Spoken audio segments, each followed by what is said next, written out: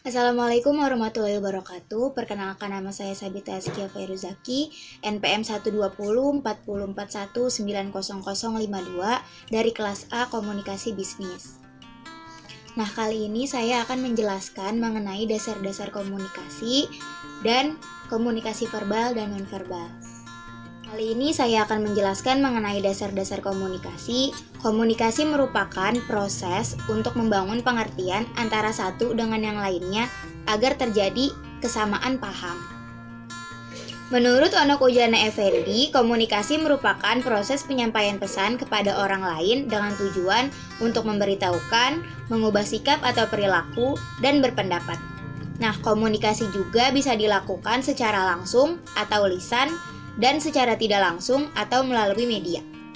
Lalu selanjutnya, fungsi dan tujuan dari komunikasi itu apa? Yang pertama itu kita bisa melakukan evaluasi mengenai perilaku seseorang. Lalu selanjutnya kita juga bisa menyelesaikan permasalahan dan mengambil keputusan. Lalu selanjutnya kita juga bisa melakukan kolaborasi dengan seseorang. Lalu kita juga bisa melakukan persuasi atau ajakan berupa negosiasi bisnis dan lain-lain. Lalu kita juga bisa memberikan informasi kepada seseorang. Nah, bentuk komunikasi itu ada dua, ada verbal dan nonverbal yang nanti juga akan kita bahas. Karakteristik komunikasi yang pertama ada dinamis, yaitu bisa merubah perilaku seseorang. Lalu yang kedua ada yang tidak dapat dirubah kembali. Lalu yang ketiga ada proaktif, yaitu melibatkan seseorang secara total. Lalu yang keempat ada interaktif yang melibatkan pihak lain. Proses komunikasi yang pertama ada sender. Sender ini sebagai penyampai pesan atau sebagai komunikator yang nantinya akan menyampaikan pesan kepada komunikan. Lalu yang kedua ada encoding. Encoding merupakan proses transfer informasi kepada seseorang, umumnya menggunakan simbol sebagai media. Yang ketiga ada message atau pesan yang disampaikan kepada komunikan dari komunikator. Lalu yang keempat ada media atau alat yang digunakan dalam penyampaian pesan. Lalu yang kelima ada decoding, di mana itu komunikan akan menerjemahkan pesan yang disampaikan oleh komunikator. Yang keenam ada receiver atau orang yang menerima pesan. Yang ketujuh ada respon atau tanggapan dari komunikan terhadap pesan yang disampaikan oleh komunikator setelah pesan itu diterima. Yang kedelapan ada feedback atau umpan balik, yaitu berupa balasan pesan oleh komunikan. Yang kesembilan ada noise, yaitu berupa gangguan yang tidak direncanakan. Nah, noise ini bisa membuat kesalahpahaman akibat perbedaan pemahaman antara komunikator dan komunikan. Nah, noise ini bisa juga terjadi misal kalau seandainya kita sinyalnya error atau wifi-nya gangguan dan lain-lain. Nah, lalu selanjutnya saya akan memberikan contoh mengenai proses komunikasi. Di sini saya akan mengirim pesan kepada teman saya melalui WhatsApp. Di sini saya bertindak sebagai sender dan teman saya bertindak sebagai receiver.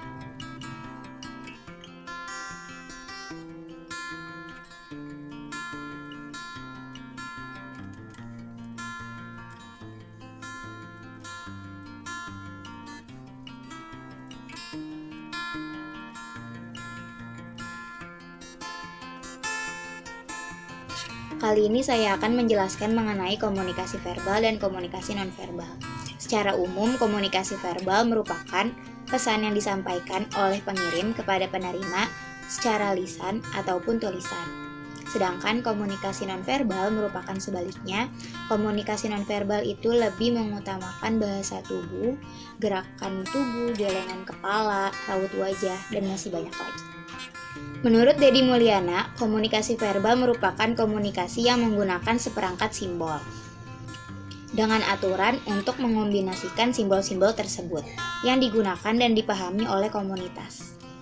Fungsi dari komunikasi verbal yaitu penamaan, yaitu untuk memudahkan dan mengidentifikasikan sebuah objek atau tindakan. Lalu, ada jalur interaksi dan transmisi informasi. Lalu, ada menonjolkan artikulasi dan intonasi. Selanjutnya, alat sosialisasi yang efektif, baik itu untuk diskusi maupun ngobrol. Lalu yang terakhir ada sarana pengembang bahasa. Hambatan dalam komunikasi verbal yaitu yang pertama ada kesalahan dalam pemilihan kata, lalu yang kedua ada kesalahan dalam penulisan ataupun pengucapan, lalu yang ketiga ada perbedaan level antara pengirim dan penerima pesan.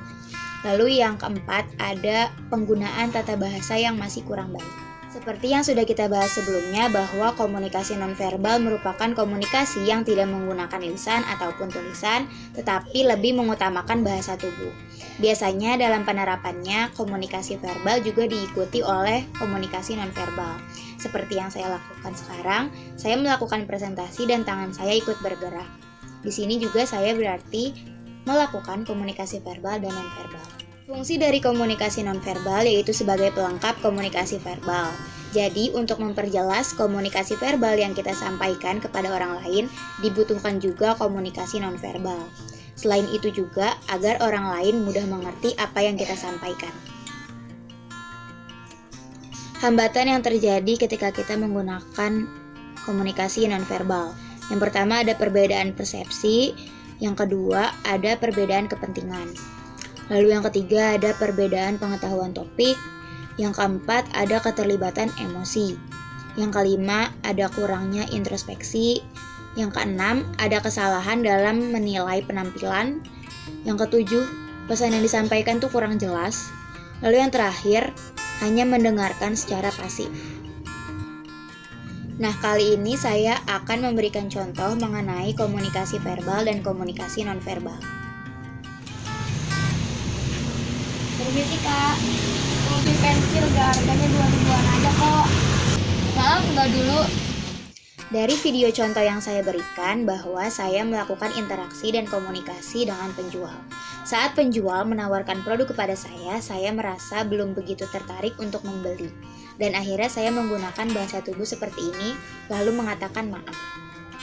Bahasa tubuh seperti ini mengartikan tidak atau belum tertarik. Dan ini merupakan komunikasi nonverbal. Lalu, kata maaf itu merupakan komunikasi verbal. Jadi secara tidak langsung saya menerapkan keduanya, yaitu komunikasi verbal dan komunikasi nonverbal. Mungkin sekian penjelasan dari saya mengenai dasar-dasar komunikasi, komunikasi verbal dan komunikasi nonverbal. Kurang lebihnya mohon maaf. Terima kasih sudah menyimak. Wassalamualaikum warahmatullahi wabarakatuh.